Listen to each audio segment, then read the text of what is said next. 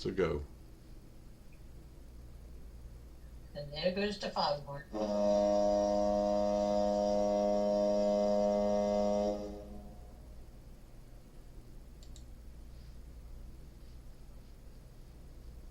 And good evening. Please be aware that the first hour and a half of this meeting will be recorded so that we can put it onto our website, our podcast, and our YouTube channel. We record in audio only. Feel free to use the podcast on our website along with your big book as a resource if you missed the study portion of the meeting. The study portion is also listed on the website so that you can follow along. Tonight's recap will start on page 142, where it says, "Next he can be assured," and will end on page 144, "Use of the book alone." And our study tonight will start on page 144, "On your employee's return," and end on page 147, "Has been well discharged already." Are there any announcements? Hi family, my name is Jamie, very grateful recovered alcoholic. If you're new to Primary Purpose and you are not a home group member but you like what we have to offer, just send Trish or I a message and we can add you to the home group member list. We would love to have you. We had a group conscience last week and it was a really, really great group conscience, and there's a couple of things we did and I want to thank all the home group members for doing that. One of the things that we voted on was to whether or not to buy some newcomer welcome packages, which we did, which have some miscellaneous literature and pamphlets and stuff in it and contacts for AA. We did that, and we decided to donate 20 of them to one of the local recovery centers that has a mobile unit, and I gave them today, and they wanted me to thank the group for them. They were very happy. One of the other things that we decided to do in that group conscience was to buy all of the 9 publications that are on the inside flap of the Big Book of Alcoholics Anonymous and donate them to 3 different libraries. So we have 9 times 3, and they will be going out to public libraries so that they will have the full collection of Alcoholics Anonymous publications, which I think is just a wonderful way of us carrying the message outside of the group. This weekend I will be headed off to Area 64 Assembly in Gatlinburg. I'm no longer GSR out of this group, but I will let Pinky, our GSR, know what happened, and she can give you a GSR report in the next one, and I will be giving you a DCM report. And I think that's all I've got for now. Thank you. Oh, and it's still my turn, huh? Good evening, family. And once again, my name is Jamie. I'm a very grateful recovered alcoholic. And welcome to the Lewisburg Primary Purpose Big Book Study Group. To prepare for our Big Book study, let's get focused by having a 3-minute moment of meditation followed by our family's fog light prayer. And I'm a recovered alcoholic. My name is Trish. Thanks for joining us tonight. We're going to start the meditation in a minute, so please take a moment to get situated. Please be aware of background noises when you are unmuted and sharing, as to not distract others or possibly even yourself. We suggest we all observe proper Zoom etiquette. If you wouldn't do it in a live meeting, please don't do it here. And just a friendly reminder that absence of profanity offends no one. Please keep yourself muted during someone else's share, and we will call on you in the order that hands are raised. From the foreword to the first edition of Alcoholics Anonymous. We of Alcoholics Anonymous are many thousands of men and women who have recovered from a seemingly hopeless state of mind and body. To show other alcoholics precisely how we have recovered is the main purpose of this book and of this group. For the meditation, some suggestions are: focus on your breath and posture, breathe in God, and breathe out self. Take this time to reconnect with God. Let the craziness of the day drift away and ask God to help you focus on the study. And let's invite those cute little monks in to do what they do so well, and enjoy your time with God, folks.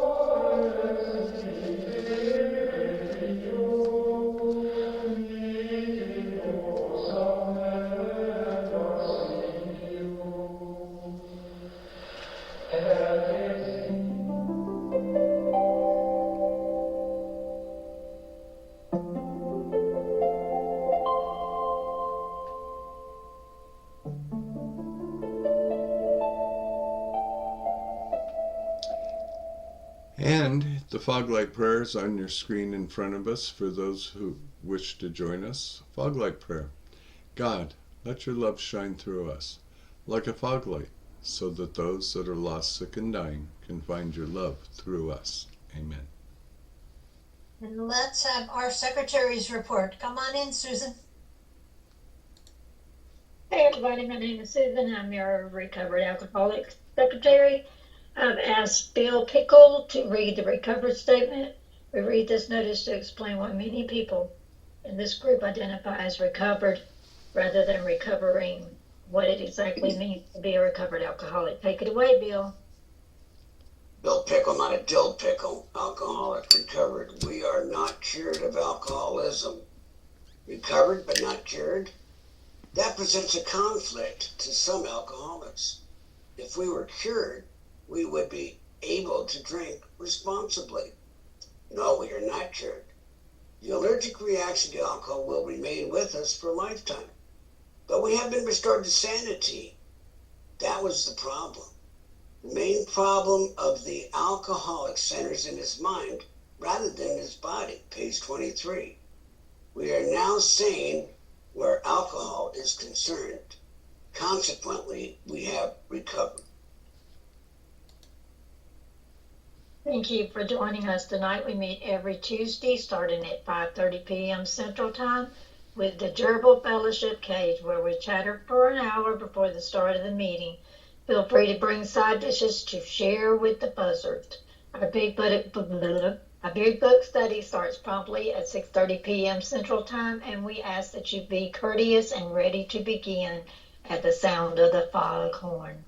We take our big book study seriously. Because of this, chat will be disabled during the study. In the 1940s, when the only elements to sobriety were God, a big book, and one recovered alcoholic working with an untreated alcoholic, the success rate was as follows. From the foreword to the second edition of Alcoholics Anonymous, page XX, of alcoholics who came to AA and really tried, 50% got sober at once and remained that way. 25% sobered up after some relapsed, and the remainder of those who stayed on with AA showed improvement. Can we show a Can we have a show of hands of people joining us for the first time? We got Mark and Maria. Welcome, welcome. Glad to have you with us. Welcome, Maria.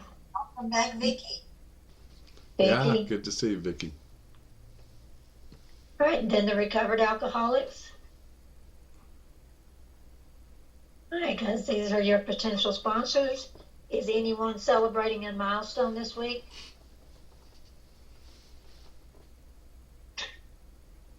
Donald Alcoholic, 3,800 consecutive days. All right, Donald. Congratulations. All right, if you should require a big book of your own, we have large print editions available. They can be sent to you by buzzard mail. Delivery time is questionable. Please remember to practice our 7th tradition by donating to the group address, Venmo, or PayPal posted in chat and on the screen. Our suggestion is to purchase a big book and take an untreated alcoholic through the program of recovery. Please visit our website, which is also posted in chat. Thank you, and see you next week. Thank you, Susan. Wonderful job. Let me get back to my script here.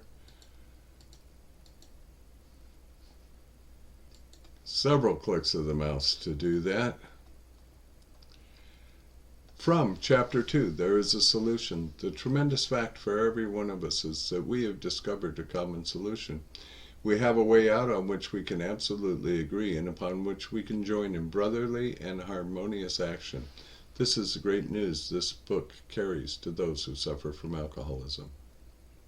This is an open meeting, and as such, all who have an interest in alcoholism and our program of recovery are welcome. Because this is an open meeting, you need not identify yourself nor your reason for being here if you do not wish to do so. Your anonymity will be protected. We ask that you protect ours.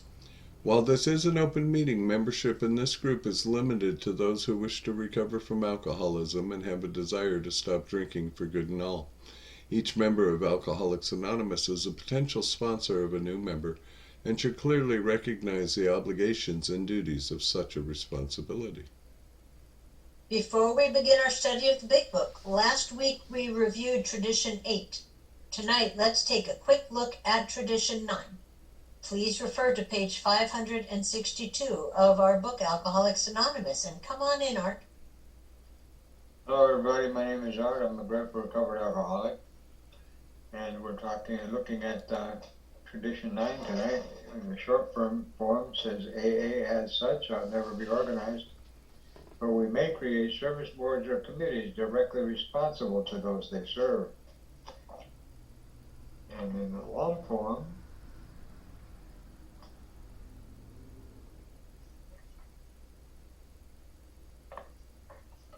Tradition 9 says, each AA group needs the least possible organization. Rotating leadership is best. The small group may elect its secretary, the large group its rotating committee, and the groups of a large metropolitan area their central or intergroup committee, which often employs a full-time secretary. The trustees of this General Service Board are in effect our AA General Service Committee. They are the custodians of our AA tradition and the receivers of voluntary AA contributions by which we maintain our AA Central Service office in New York. They are authorized by the groups to handle our overall public relations, and they guarantee the integrity of our principal newspaper, the AA Grapevine. All such representatives are to be guided in the spirit of service, for true leadership in AA true leaders in AA are but trusted and experienced servants of the whole. They derive no real authority from their titles. They do not govern. Universal respect is the key to their usefulness. And so here we have the add-on to Tradition 2. They do not govern. And this tradition is pretty well self-explanatory in that the long form of the tradition kind of goes through the organization of Alcoholics Anonymous, such as it is. But it's saying that we need it as little organization as we can get away with. And sometimes it seems that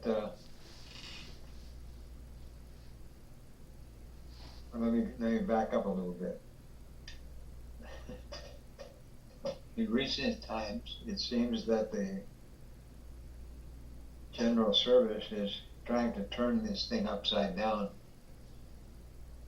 But if you look at an organizational chart, in most organizations, there's a triangle, and the point at the top is the governing body of that organization. In Alcoholics Anonymous, we have that triangle turned upside down, and the General Service Office is that it's not a governing body. It takes its directions from the groups, and that's what's at the top. And the flat part of the triangle at the top is the AA groups, individual AA members actually, and then the next tier down is the group, and then the next tier down is the areas and the districts, and then and it goes on down the line. And the bottom of the triangle, I mean the tip of the triangle, then is the General Service. But in some cases, in some particular things that have been going on recently, it seems that the General Service board is trying to tip that top triangle over again and direct what goes on in the groups rather than the other way around. And I don't know, that's just a perception that I have, and that may or may not be accurate, but the original purpose, or the original plan of this, where it says we ought never be organized. Well, there is a requirement for a certain amount of organization, but the organization that we have in Alcoholics Anonymous is this upside down triangle that I was just describing. So anyway, that's the essence of Tradition 9, and someone else takes over next week for 10, 11, and 12. Thank you. Art, thank you so much for being of service for the last 3 weeks and being our traditionalist. And yes, we will have another traditionalist coming in for 10, 11, and 12. Can't think off the top of my head who that is at the moment, but that's okay. Maybe it'll be a surprise to me as well. And now it's time for our weekly segment of That Ain't in the Book. We hear a lot of stuff said in meetings that can't be reconciled with the program as described in the Big Book of Alcoholics Anonymous. One of the things we often hear are there are no musts in the program. And Larry is going to come in and tell us, Larry, you'll have to unmute what it says on page 75 in the first paragraph. Well, I'm Larry, I'm an alcoholic. On the top of page 75 it says, but we must not use this as a mere excuse to postpone. Thank you, my friend. Thank you for your service. Larry, And before we, as we study, please make use of the pens, highlighters, and rulers so that you can share this experience with another alcoholic. In order for us to stay focused as we study, we use the Big Book Study Guide prepared by Joe and Charlie and Krusty Cliff of the Dallas Primary Purpose Group. Tonight we're going to start our recap on page 142, which will be read tonight by Nancy, followed by our study portion, which will be read by Donald, aka Gandalf Pickle. After the page is read, we will ask questions from the imaginary podium, starting back at our study portion read by Donald. The answers will be one sentence unless otherwise specified, and multi-part questions are simply a one-sentence answer split up by commas, semicolons, hyphens, and other fun bits of punctuation. After the, basically in English, what that means is we are going to read the material once through and then dissect the information a second time through the question and answer format. Notice how the language in the question gives us a new light in which to consider the study material. This is important because hearing the question and rereading the content offers a definite way of comprehending the material covered. After we've completed the study, we open up for comment, questions, and observations based on what was just read. If you have spiritual experiences with this information, you are free to share. Please keep your share on topic and under 5 minutes. At the 5-minute mark, you may hear a timer beep to let you know that your time is finished. I got thrown off. Donald, I don't know what you're talking about. Send me a message on a text so I can understand it better. Where'd you stop, Trish? Finished? However, Big Book study is not therapy. Should you begin sharing on topics which are more appropriately discussed in a different setting, for example with your sponsor, please do not be offended when we cut that conversation short and send the buzzards nipping at your heels. For that purpose, we have fellowship meetings before and after our study time. You can never go wrong by commenting on the pages studied, which brings us to the words of one of the co-founders of Alcoholics Anonymous. Sobriety, freedom from alcohol, through the teaching and practice of the 12 steps is the sole purpose of any Alcoholics Anonymous group. And how we got here, folks, we did not wake up this morning and say, well, this is the part of the book we are going to study tonight. This is a 94-week Big Book study from beginning to end.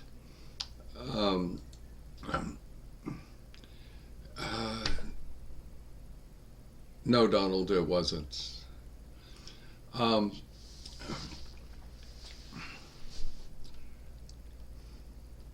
We start at the title page and we use this question and answer format through the entire book. We use it in the preface and the forewords, the doctor's opinion, line by line, the whole thing, and then we go back and we completely redissect it. So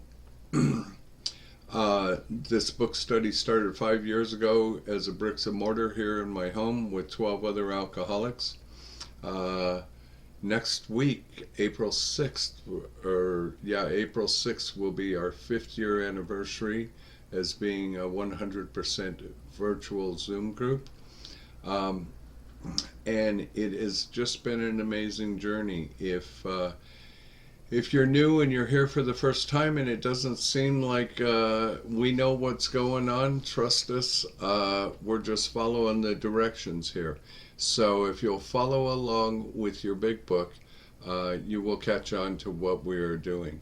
We're glad you're here. Thank you to all of those of you who have been coming back for the last 5 years.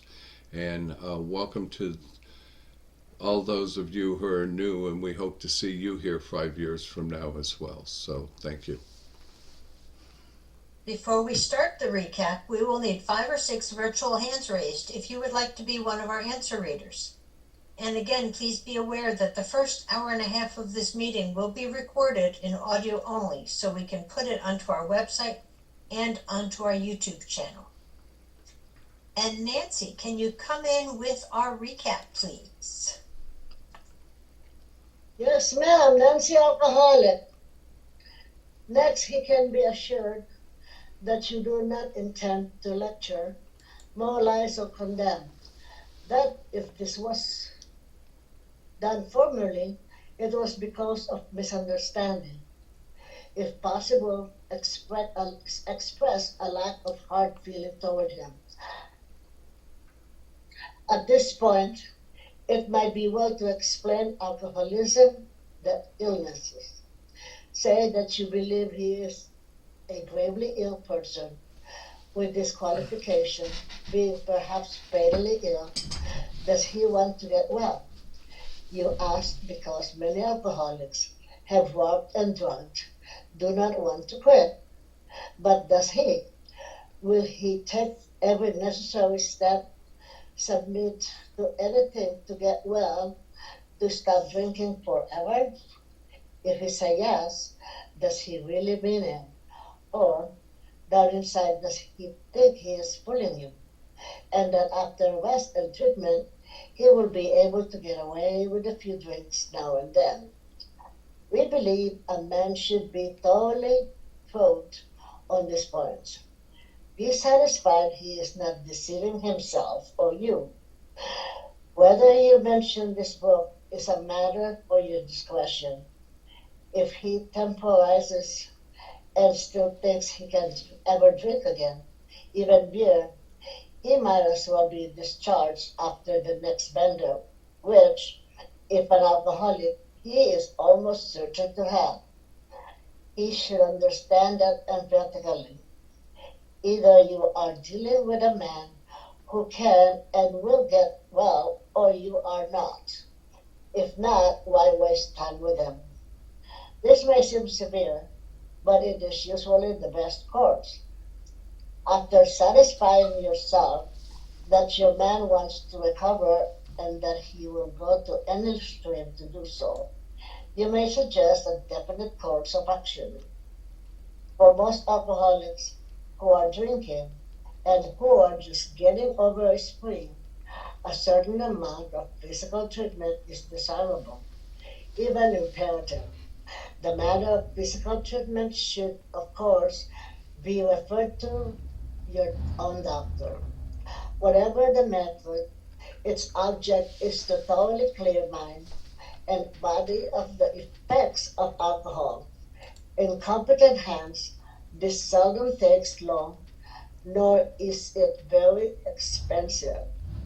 Your mind will fare better if placed in such physical condition that he can think straight and no longer crave liquor.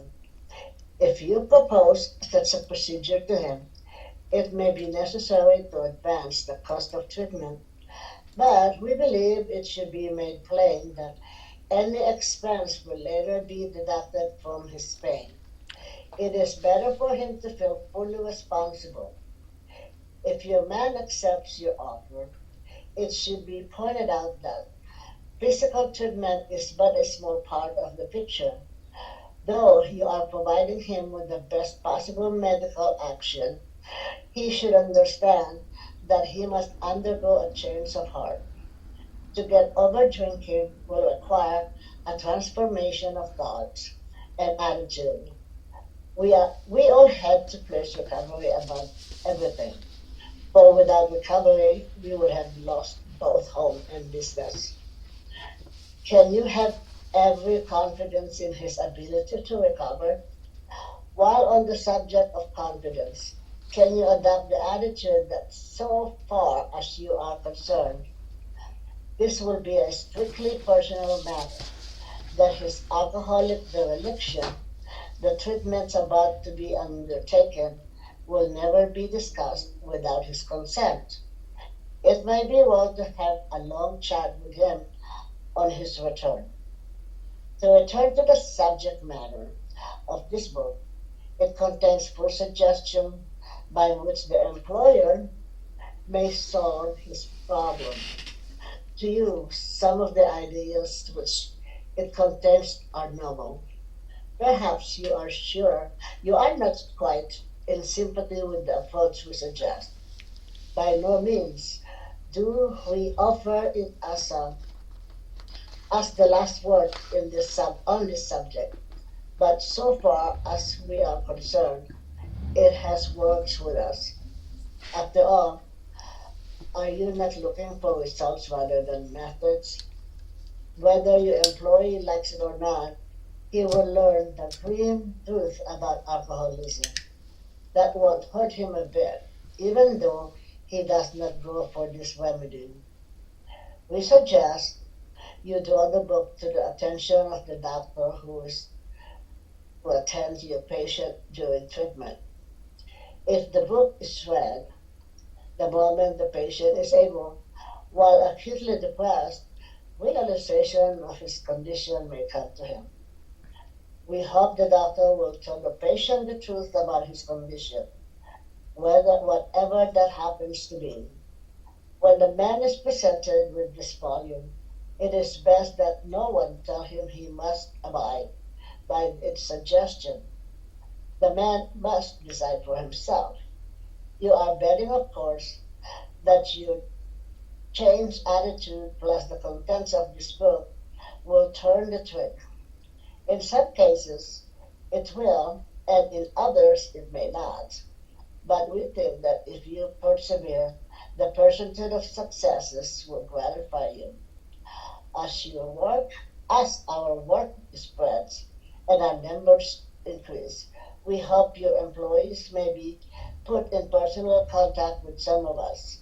Meanwhile, we are sure a great deal can be accomplished by the use of the book alone. Thank you. Thank you, Nancy. And before Donald comes in with this week's study, we could use one or two more hands for answer readers, please. So, Donald, come on in and read us this week's study. Good afternoon, evening, and welcome family and stuff. My name is Donald, and I'm a grateful, recovered, but not cured pickle. Alcohol. On your employee's return, talk with him. Ask him if he thinks he has the answer. If he feels free to discuss his problems with you, if he knows you understand and will not be upset by anything he wishes to say, he will probably be off to a fast start. If this connection in this connection, you can remain undisturbed if the man proceeds to tell you shocking things. He may, for example, reveal that he has padded his expense account or that he has planned to take your best customers away from you. In fact, he may say almost anything if he has accepted our solution, which, as you know, demands rigorous honesty. You can charge this off as you would a bad account and start fresh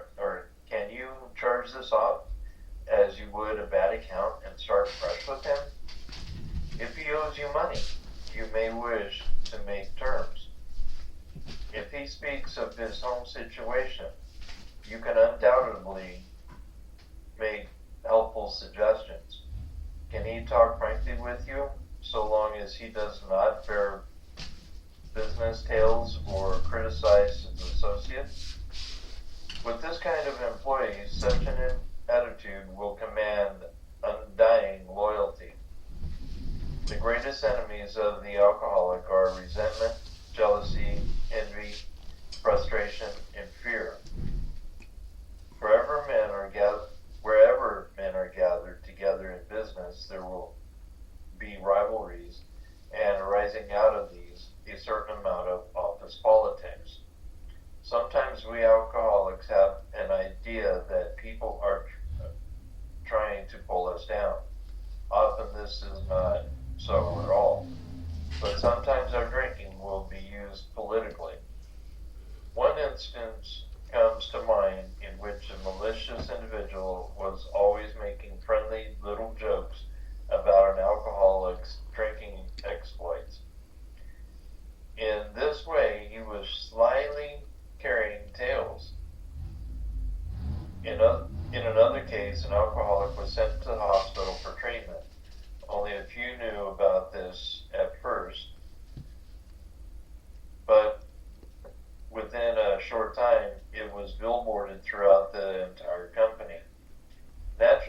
This sort of thing decreases the man's chance of recovery.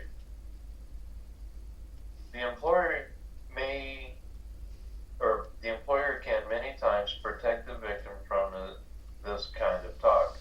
The employer cannot play favorites, but he can always defend a man from needless provocation and unfair criticism. As a class, alcoholics are energetic people.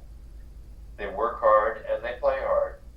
Your man should be on his mettle to make good. Being somewhat weakened and faced with physical and mental readjustment to a life which knows no alcohol, he may overdo. You may have to curb his desire to work 16 hours a day. You may need to encourage him to play once in a while. He may wish to do a lot for other alcoholics, and something of a sort may come up during business hours. A reasonable amount of latitude will be helpful. This work is necessary to maintain his sobriety. After your man has gone along without drinking for a few months, you may be able to make use of his services with other employees who are giving you the alcoholic runaround, provided, of course, they are willing to have a third party in the picture. An alcoholic who is recovered but holds a relatively unimportant job can talk to a man with a better position, being on a radically different basis of life. He will never take advantage of the situation. Your man may be trusted. Long experience with alcoholic excuses naturally arouses suspicion.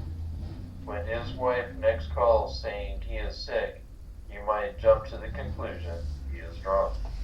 If he is, and is still trying to recover, he will tell you about it, even if it means the loss of his job. For he knows he must be honest if he would live at all.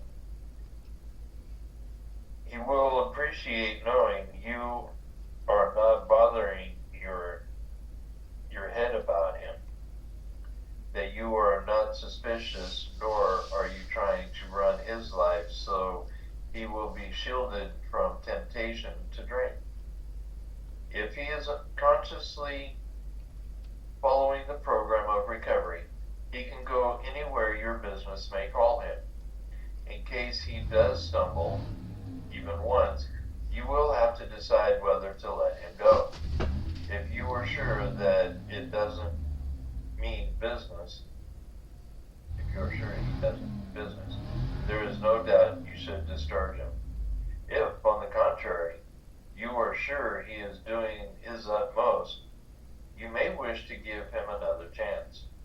But you should feel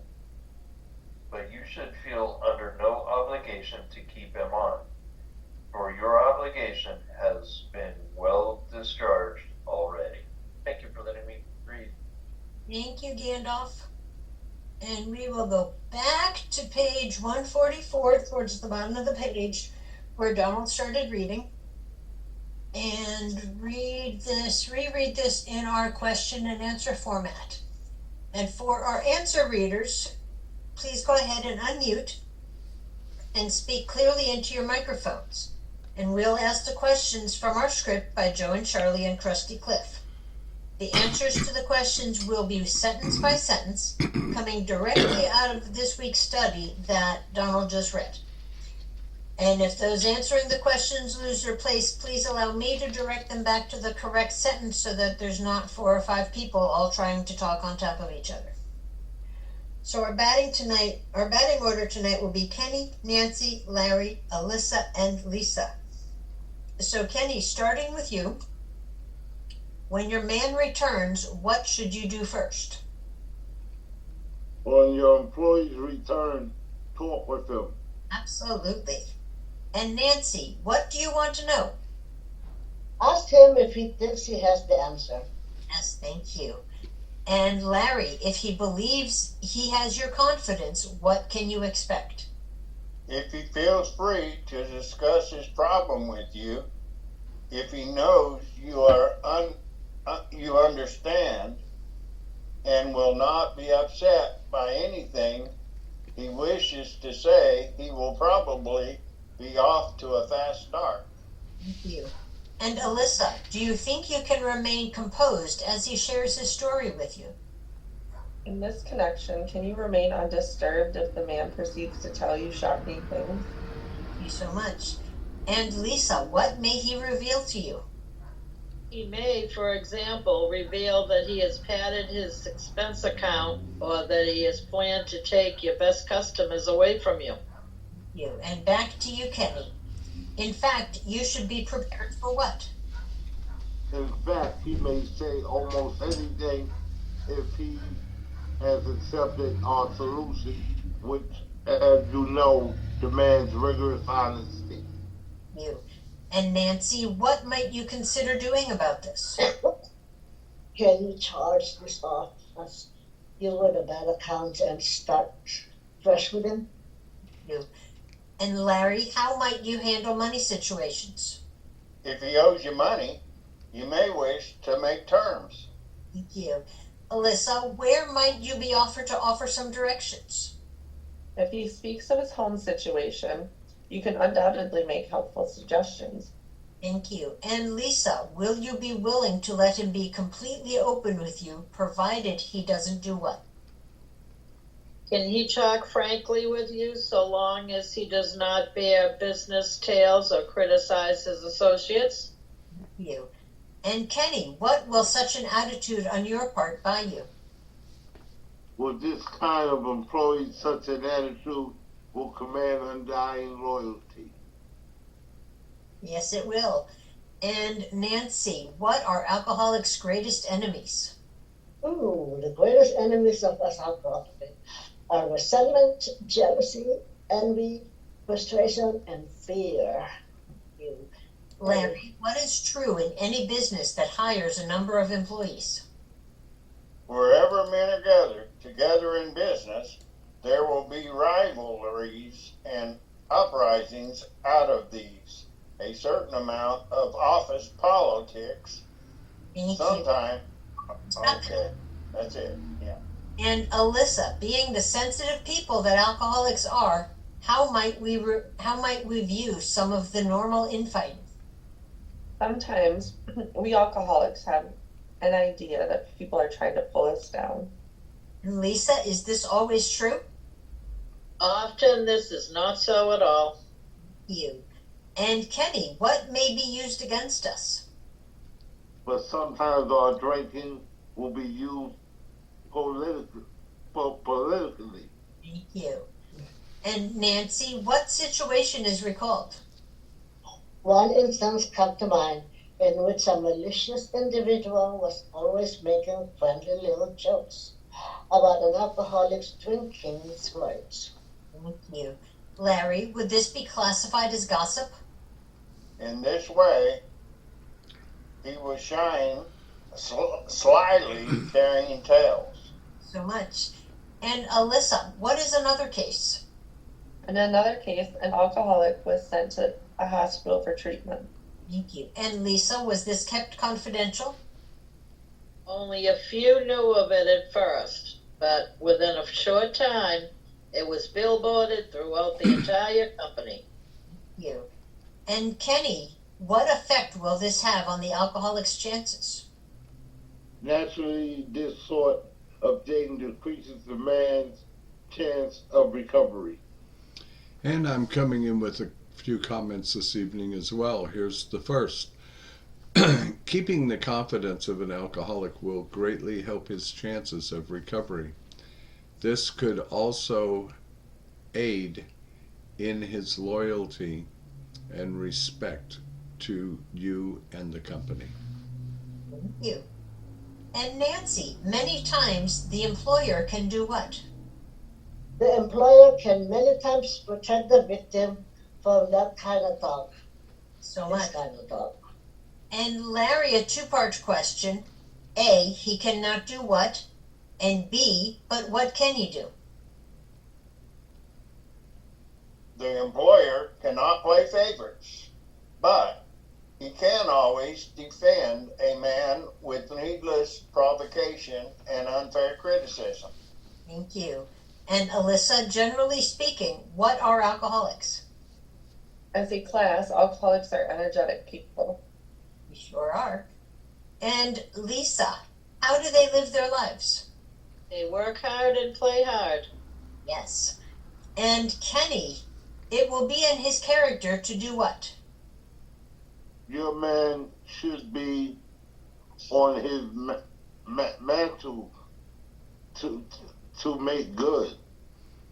And another comment, it's a definition. To be on my mettle is to be prepared for a challenge and be ready to do what is my best. Thank you, Jamie. And Nancy, with the body still recovering, how may he approach his task? Being somewhat weakened and faced with physical or mental readjustment to a life which knows no alcohol, he may overdo. Thank you. And Larry, what may you have to do? You may have to curb his desire to work 16 hours a day. It's true. And Alyssa, what may you need to encourage him to do? You may need to encourage him to play once in a while. That too. And Lisa, what may he wish to do? He may wish to do a lot for other alcoholics, and something of the sort may come up during business hours. Thank you. Kenny, how should you respond to this? A reasonable amount of latitude will be helpful. Thank you. And Nancy, why should you be considerate of this activity? A reasonable amount of latitude. Okay, this work is necessarily to maintain his sobriety. Thank you so much. And Larry, another two-part question. After a few months of recovery, how else may you find him useful to you, and provided what condition exists? After your man has gone along without drinking for a few months, you may be able to make use of his services with other employees who are giving you the alcoholic runaround, and provide, of course, they are willing to have a third party in the picture. Another comment, do we sometimes do 12-step work with our peers at work? Thank you. And Alyssa, what unique situation will you find here? An alcoholic who has recovered but holds a relatively unimportant job can talk to a man with a better position. Thank you. Lisa, as the result of his spiritual way of life, he will never do what? Being on a radically different basis of life, he will never take advantage of the situation. So true. And Kenny, how can you view your man? Your man may be trusted. Thank you. Nancy, what might make you suspicious? Long experience with the alcoholic excuses naturally arouses suspicion. And Larry, what might you believe the next time his wife calls? When his wife next calls saying he is sick, you might jump to the conclusion he is drunk. You. And Alyssa, a two-part question for you. A, if he has been drinking and is serious about his recovery, what will he tell you? And B, even if he is faced with what? He is, and is still trying to recover. He will tell you about it, even if it means the loss of his job. Thank you. And Lisa, of what is he certain? But he knows he must be honest if he would live at all. Thank you. Nancy, what will he appreciate? He will appreciate knowing you are not bothering your head about him, that you are not suspicious, nor are you trying to run his life, so he will be shielded from temptation to drink. And Larry, if he truly is on our program, what can he do? Did you skip Kenny? Yeah, you skip Kenny. Yes, I did. Sorry, Kenny. How Yeah. about I'll go with you, Larry, then I'll go back with Kenny. All right. Is it he will appreciate? If If he is conscientious. He will appreciate knowing you are not bothering your head about him, that you are not suspicious, nor are you trying to run his life, so that he will be shielded from temptation to drink. Okay, and Kenny, if he is truly on our program, what can he do? if he is conscientiously following the program of recovery, he can go anywhere your business may call him.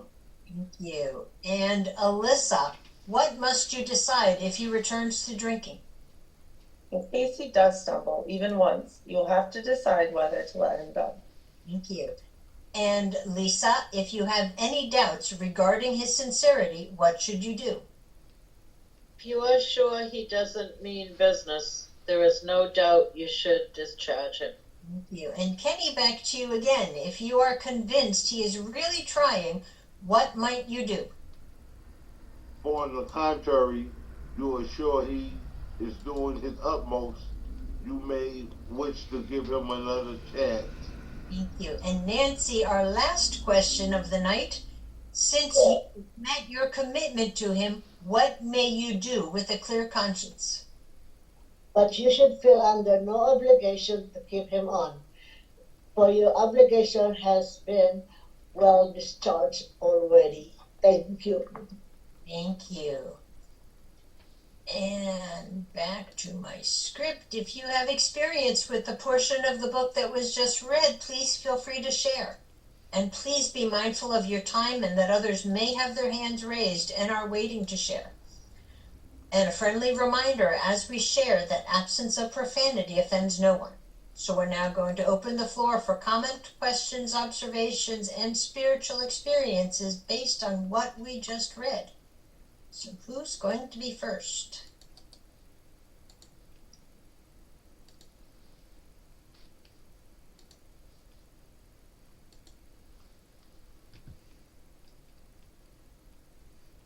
Hi, Nancy. Or hi, Lisa.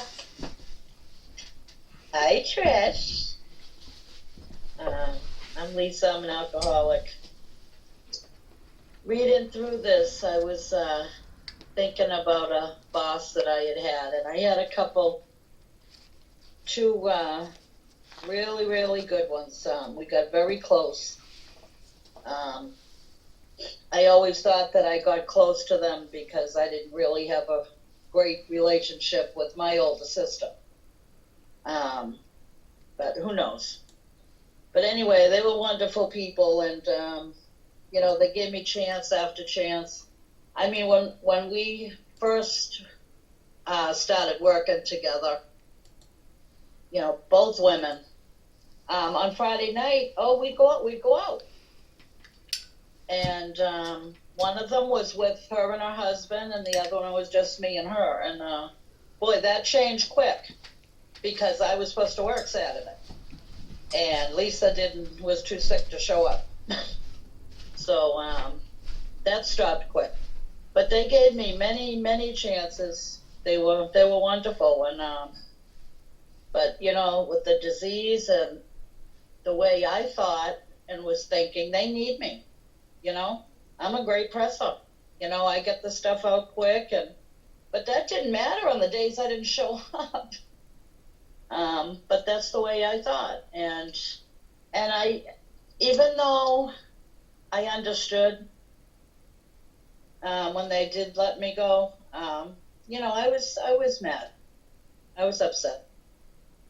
But like I said a little while ago, I was thinking, and boy, how my thoughts and thinking have changed. Like, I feel bad that I had to put them in that position.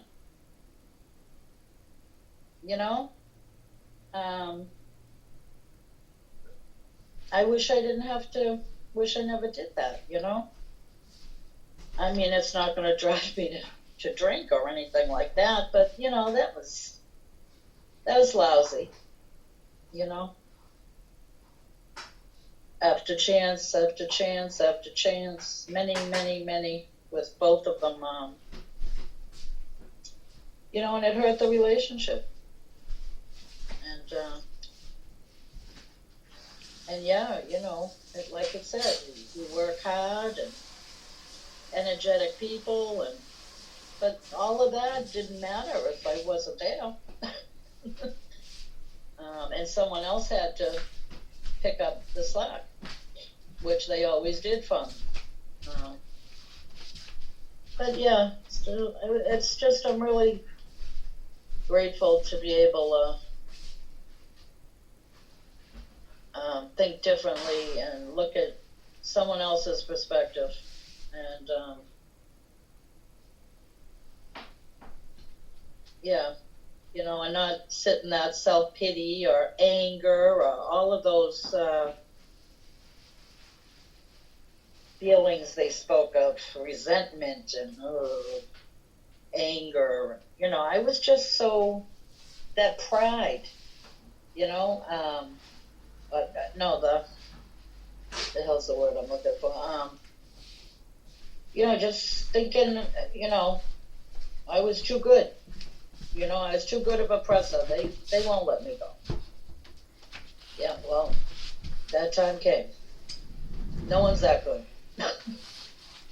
Not to have to deal with that, whether it was weekly or monthly, whatever, it's just, no one should have to do that.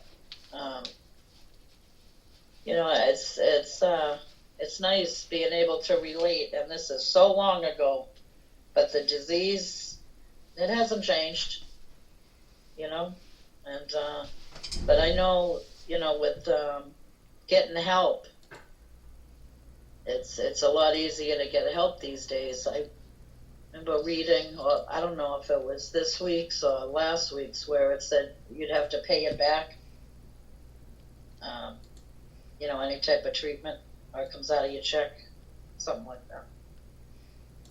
But yeah, it's a good thing that there's help everywhere now, and this book is just wonderful. I say it to myself all the time. Oh boy, why didn't I pick this up? But I'm glad I did now, and I'm able to learn and change now, and yeah, that's it for me. Thanks. Thank you, Lisa. Hi, Timmy, come on in.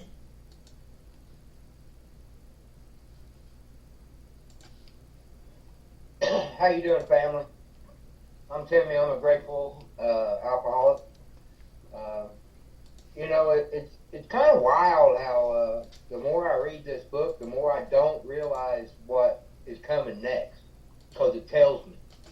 I know some things are better, said with a sponsor, so I'll just water it down just a little bit. But on page 146, I'm going through that whole page like right now, and it's come in these phases. Last year, I started getting, my thoughts, and the fog started clearing away. So I went headlong, I opened up a business. But the truth is, I opened up a business because I was unemployable. I was kind of a butthead. I had anger issues, and I didn't like being told what to do.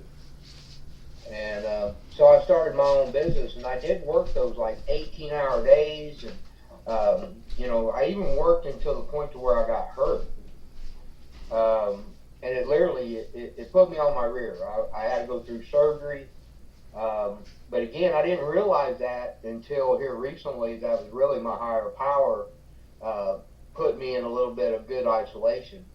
Because, when I was hurt and I had those 3 months off and I was kind of, home and everything, I poured a whole lot of time into my recovery. I was given that opportunity. But the truth is, in the back of my head, I really wanted to get out there and make a lot of money. I wanted all the things back that alcoholism had taken from me. I wanted the cars and the van and the clothes and the shoes and all that crap that really don't matter.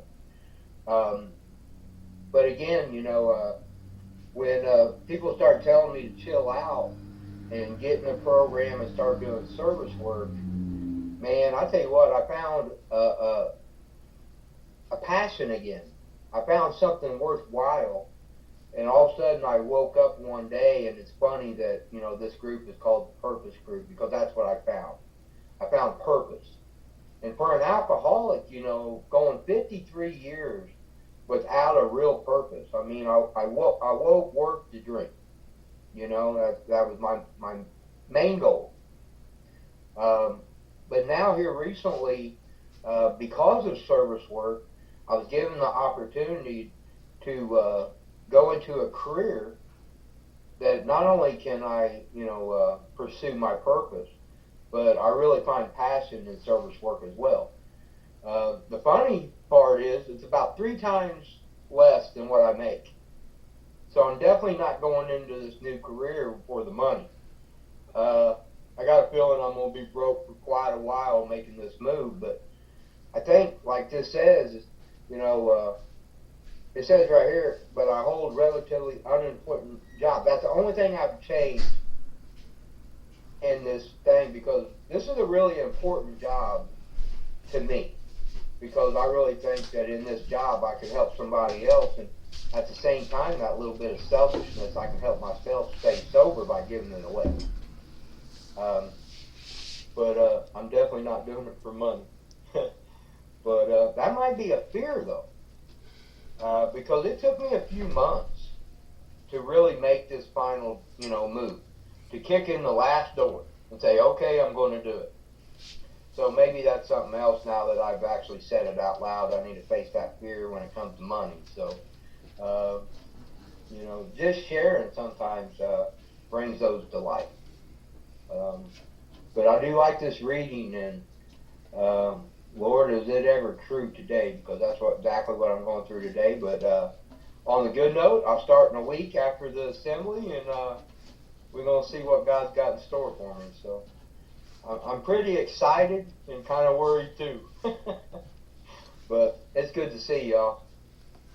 Good to see you, Timmy. Thanks for sharing. Yes, ma'am. Larry, come on in.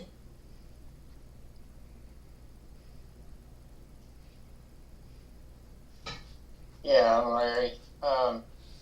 You know, I was thinking, and I think I've said before, I was kind of the type of employee when I was drinking.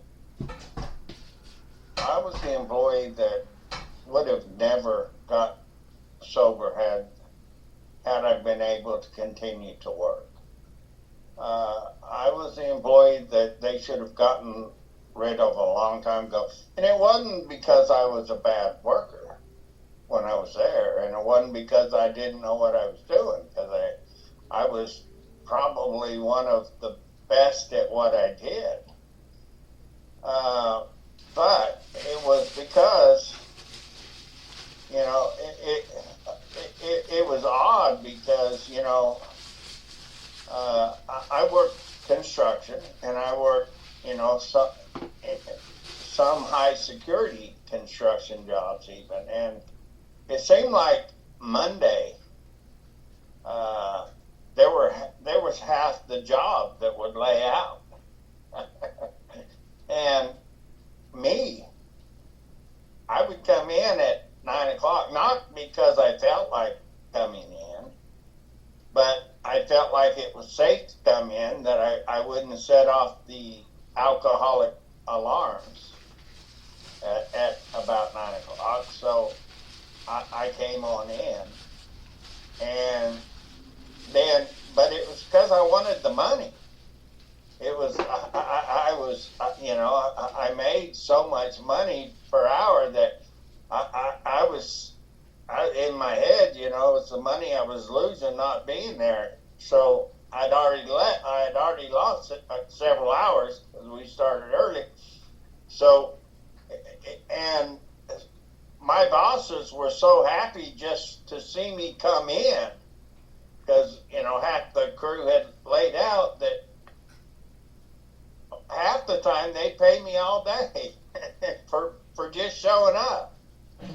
And you know, rewarding bad behavior was not a good thing for an alcoholic, you know, in the first place. You know, and you know, that was just, you know, icing on the cake for me. You know, I was getting big paychecks and still doing bad behavior, you know. And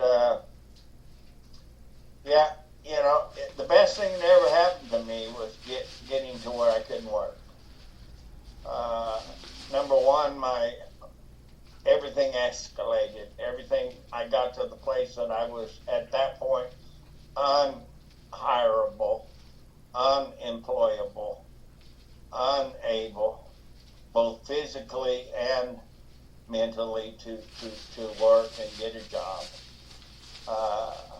And you know, I had, my body was wore out. I had to have several operations, and everything was happening all at once, it seemed like. And you know, it all happened when I lost my job.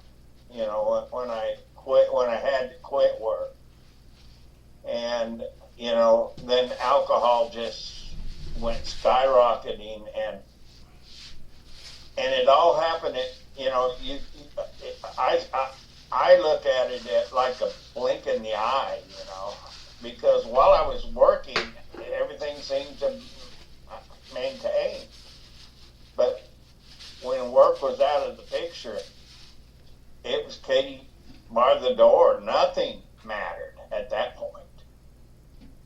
And it was probably the best thing that happened to me, because I sought out help. I knew I needed help. I didn't necessarily say I needed help. I had to almost be forced into it, but I knew I needed it. I would have never recognized it probably until I ended up dead through some accident, through some overdose, or some alcoholic poisoning. Who knows? It could be any other of the above. That's all I got. Gemma, come on in. Thank you, Toe Tap and Pickle Trish. Thank you, Larry, for your share. Thank you, Timmy, for your share, and all the readers. Excited for your new job there, Timmy. I guess we all start learning what's more valuable when we get healthy, right? I like the reading because I quote it all the time. I'm like, in the big book, it talks about, you know, you might have to remind the newly sober alcoholic not to work 16-hour days or 18-hour days, whatever, and also to have some fun.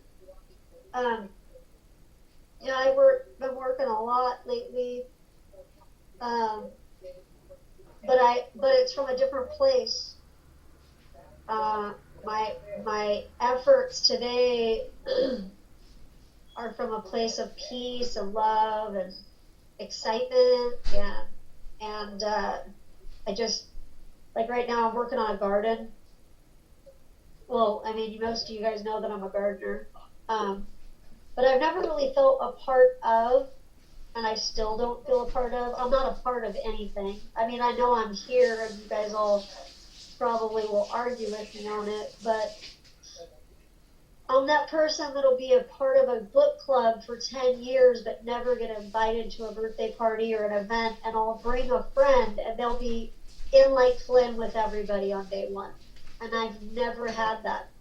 But what I do have is a job, and I do gardening, and we have a community garden at my work, and I also moved in where I work. It's like a village, and it's all enclosed and fenced in, and there's, I don't know, 100 people that live here, and I don't know how many years. But winter was rough, and we got redwood trees all around us, and sorry, I'm getting text messages. the main lady that takes care of the community garden is like 75 or 75 years old. And she was telling me how her back's been hurting and she's got these hernias and stuff. And I said, well, do you want me to break up the community garden again? I'm the gardener. I've raked the community garden, I think, 100 times. But I always try to not step on toes. And she's like, oh, no, it's okay. And I'm like, it's not a problem. And she goes, well, it would be great, you know, and Kevin says he's going to help with the garden this year too. Now, I've been hearing this guy Kevin is going to help with the garden for 4 years, and the first day I met him, he cussed me out. Pretty much every day since, he's cussed me out. So I said, awesome, you know, and I got 4 or 5 acres to garden, so it's not like the community garden is for me. So I raked it out. And this Kevin flipped out. Kevin's never gardened as long as I've worked here or lived here. And, you know, recovery is one of those things where I get a lot of enjoyment out of gardening, being out in nature, and also I'm a workaholic. But I try to have balance. But I can't even do my job without having somebody pissed, right? Well, he has this pattern where he cusses people out or flips out on me or whatever, and then goes to my boss and apologizes, usually via text or in person. This time he confronted my boss and lost his ever-loving mind the other night. So my boss, who's a very meek, shy guy, he said, wait a minute, this is the first time he's ever stood up for me. He says, wait a minute, you're mad at my gardener for gardening and preparing the community garden area for you to work in. And then I don't know what happened after that, really, I didn't really pay attention, but he had confronted my neighbors. He couldn't find me to cuss me out, so he flipped out on everybody else. So he apologized that he was sorry he was drunk. Well, this guy's been drunk for the better part of 3 years, and I put in my 2 weeks notice. Because even though I'm a workaholic and I love gardening, I like my sanity and my serenity more. And at some point in the reading, there's I think it's 103 or 106, it says, we have ceased fighting anyone or anything. We have to. And, you know, I'm going to pray for this alcoholic who's still suffering. And that alcoholic is me. I'm going to pray for him too. God bless him, fix me. You know what I mean? I'm sick. I don't want to be here. I don't feel good. I have a fever, and I'm losing my voice. But I'm sober, and I'm happy, and I'm grateful. I love you all. Thank you, Gemma. Glad you're here. Hi, Xavier. Come on in. All right, good evening, Xavier Alcoholic. So grateful to be sober, grateful to be here. So it's interesting reading this chapter. You know, I think I don't identify. It's a struggle, but I'm attempting to identify. I'm not the avatar. This chapter was made for employers, likely made for employers that don't know the first thing about alcoholism, and it was 1939. So I think it's really cool that AA made an attempt to educate employers. So, you know, can imagine alcoholism had a lot of stigma back then. And they don't have the likely, they don't have the understanding that the works today with employers, they don't have the rules, all these things. And I think we've come a very long way. It's much more socially acceptable to be in recovery, etc. So it is interesting. It's kind of like looking in history. It's interesting building it like this, and they allow this in the book. It's different, a different style of writing. But I will force myself to start to look for similarities. So some I came up with. Number one, I'm a business owner. This is for employers. I'm a business owner in recovery, so it's not quite the first that has no idea what an alcoholic is. But, you know, I do have empathy for someone if they were to have addiction or alcoholism. That was working for me. I think it really hints a lot about accountability with support. I think that's very interesting. There are passages like, if he really wants to recover, he must go all in, otherwise let him go, no middle ground. And I really resonate with that. It's really like, have that compassion, but at the same time, keep these people accountable. It's really, really important if you're going to be an employer and you're dealing with a sick and suffering alcoholic who might be in the midst of their addiction. So it's really practical. I really like the idea, if you're looking to be a successful business, not to waste your time with people that have, no ambition to get better. I mean, it notes like, don't waste time with someone who's not ready. You have a business to run and people to lead. And that really resonated with me. If you have someone who's sick and suffering and they're willing to get the help, great, and you can certainly potentially play a part if you choose to. But if someone's not willing to get help, just to move on and part ways quickly. That really seemed to resonate. Also noting, it's a real inner game. The book noted, to recover from alcoholism, a person needs a complete change of heart, not just detox. So really helping the employers start to understand where the recovery is, and it's a real inside game. It's that's a really good concept to introduce to an employer, if they're attempting to help one of their employees. Also, it's interesting how it just talks about just being meaningful in the world. That's a really interesting concept. The book notes, this isn't just about recovery, it's about restoring purpose, dignity, and a new way of life. So really, as an employer, having an opportunity to introduce meaning and potentially in an employee's life, that's a pretty radical and wonderful place to be if you're an employer. So again, hopefully my sponsor will be proud of me. I've really stretched and tried to find some similarities. Leave the rest. All right, thank you. Thanks for letting me share. Yeah, Xavier. Glad you're here. Hi, Jamie. Good evening, family. My name is Jamie, very grateful recovered alcoholic, and good to be with all of you tonight and have all of you here.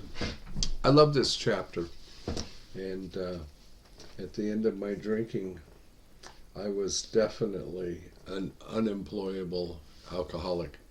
People kept me on much longer than they should have. Big corporations as well as small independent guys. And the truth is small independent guys that are 1 and 2 man, 3 man shops, they can't afford to have somebody working for them who is undependable. And I was good for laying out at least 1 day a week. And if I took 1, well, hell, I might as well have 3 and really fake the 6 so that I could drink more. But there's some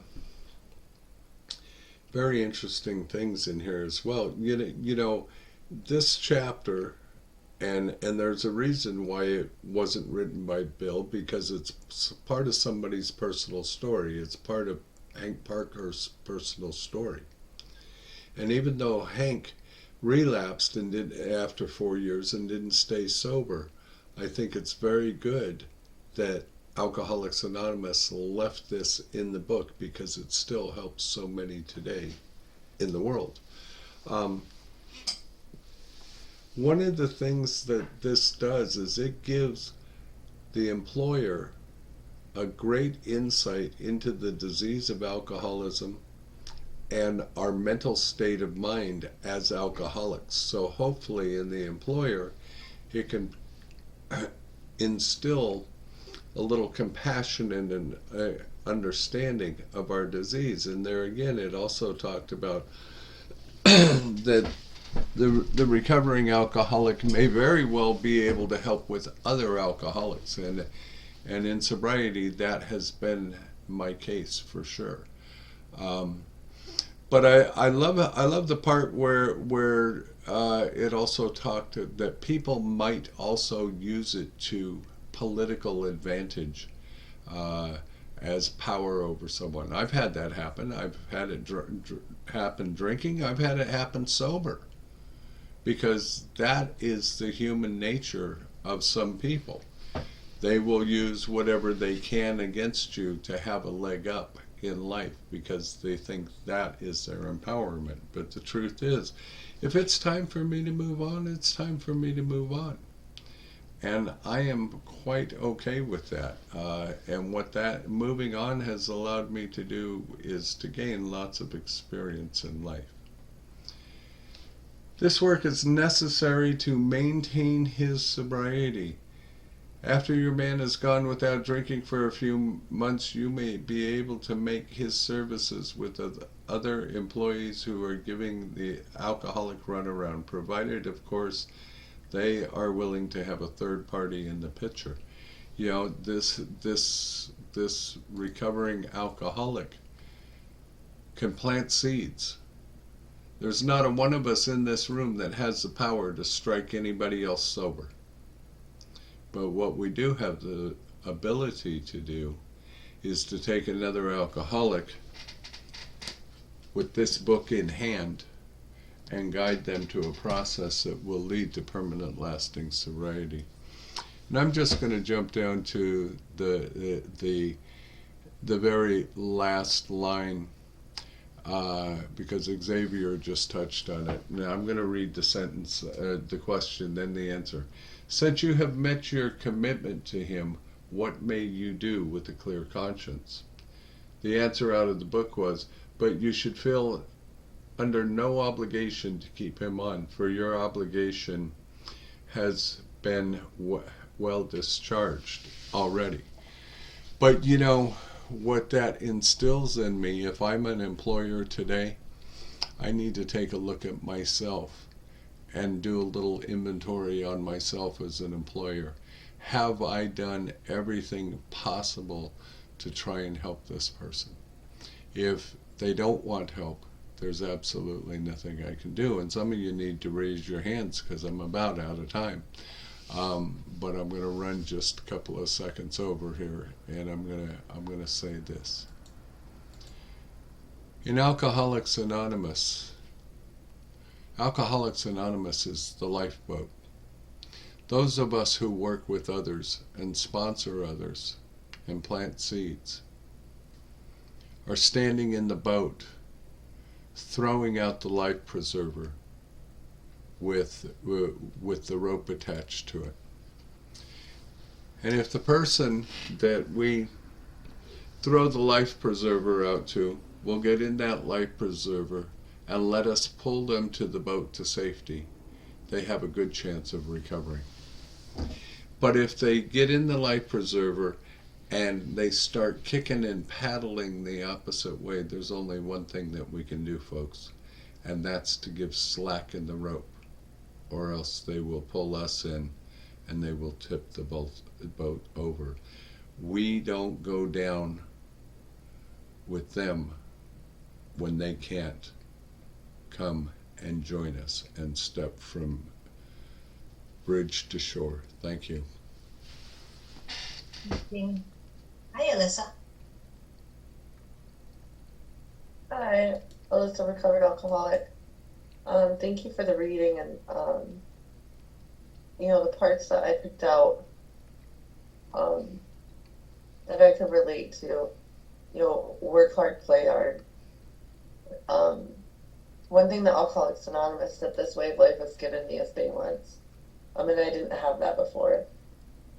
I didn't have honesty before. I didn't have any of those things. And I recall when I was in the outside workforce, gosh, it's been 10 years now.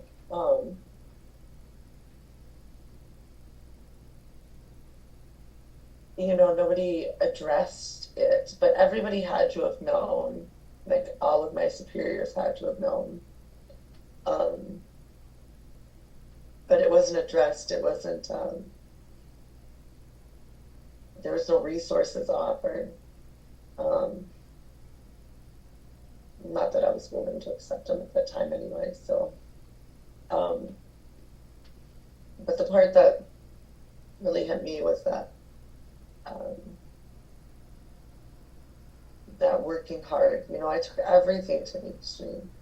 Everything.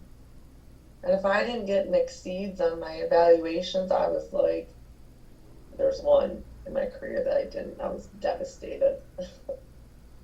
And then, but that just shows that I took everything to the extreme.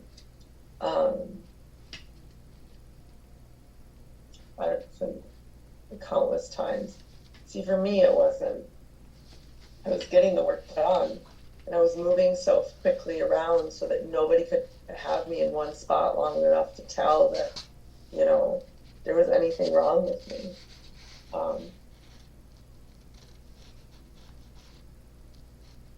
They just like to call me hyper, ADHD.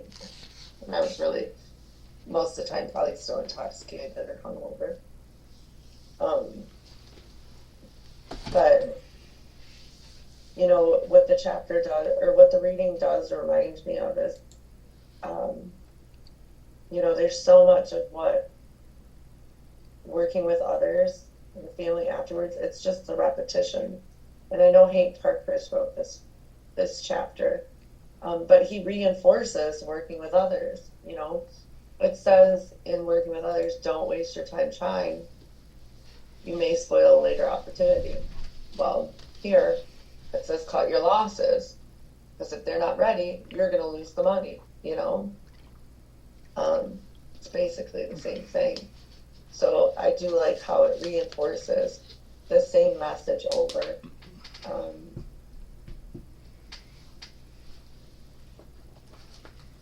And that I like the honesty part too.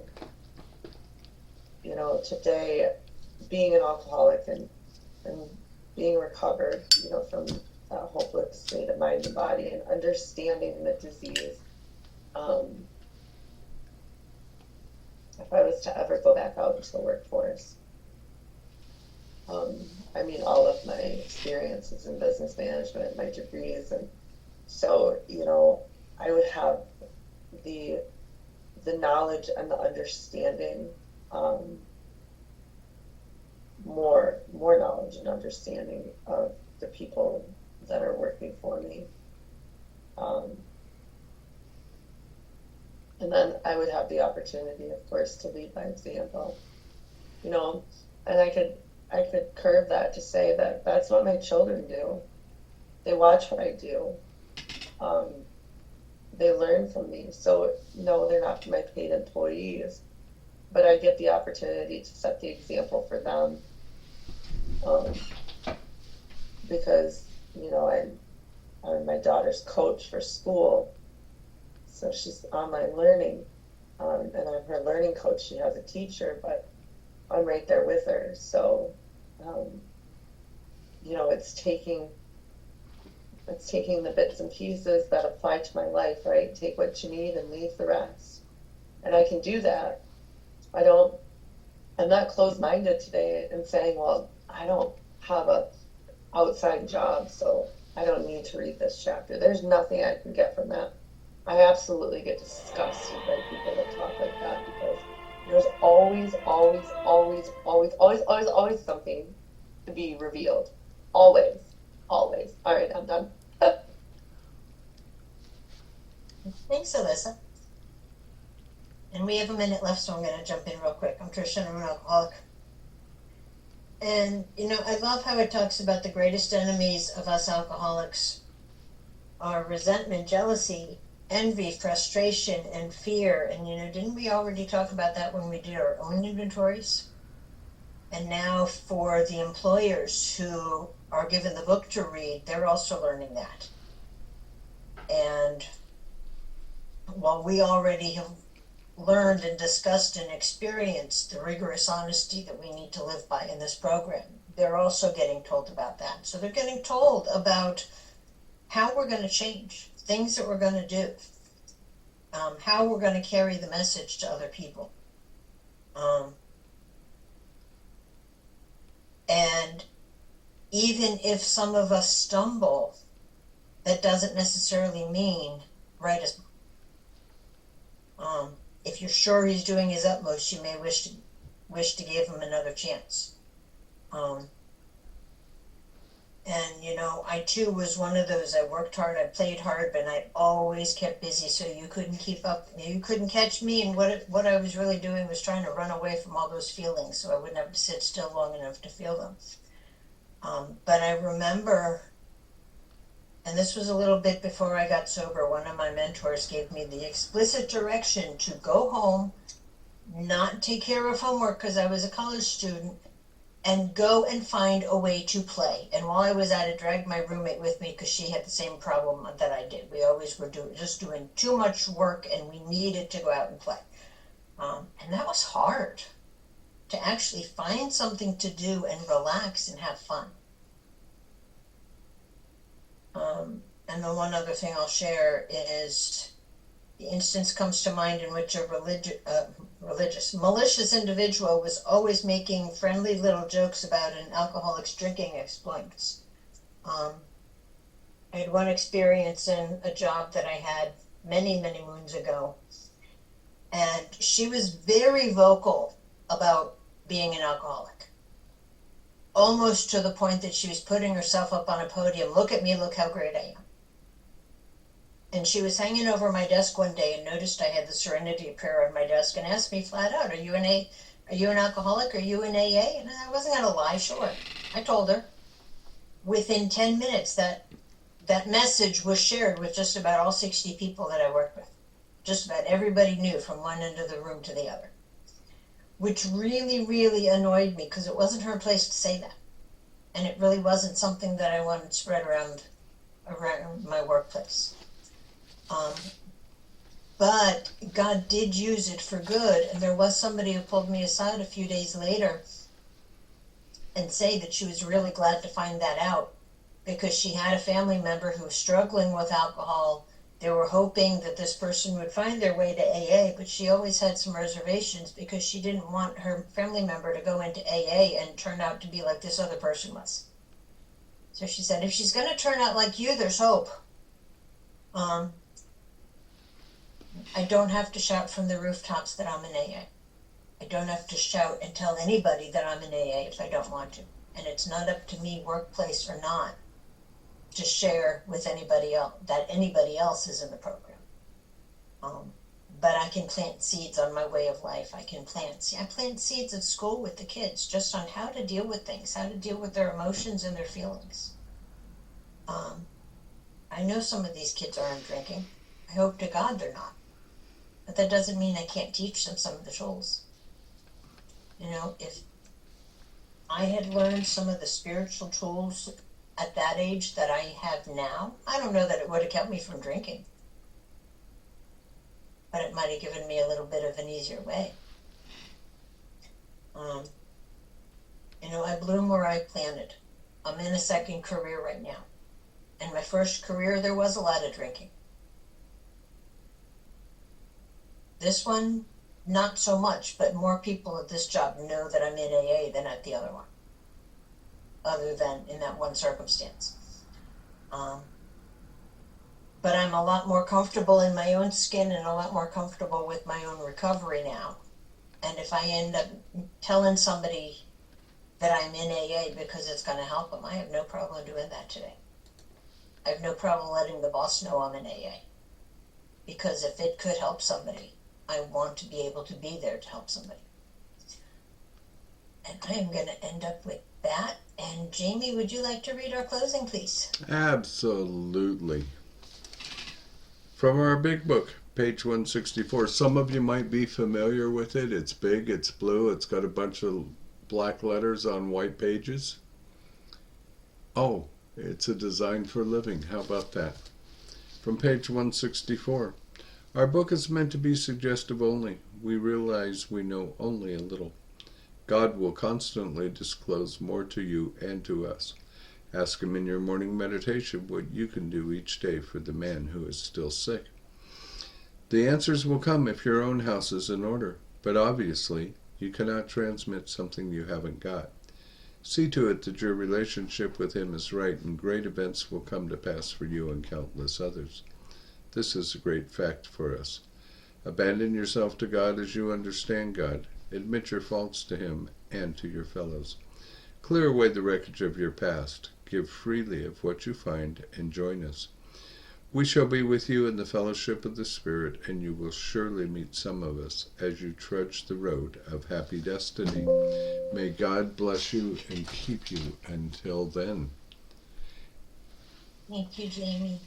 And we will go out in our usual pickle fashion, where we, since we're not in the same room, we're to stand around the table and gather up and hold hands. When we pray out, we hold our hands up in the screen, and that's our way of connecting with each other, to pray with and to pray for each other. And we'll take a moment of silence for those still suffering inside and outside of these rooms, and we'll follow that with the Lord's Prayer. So here's your moment.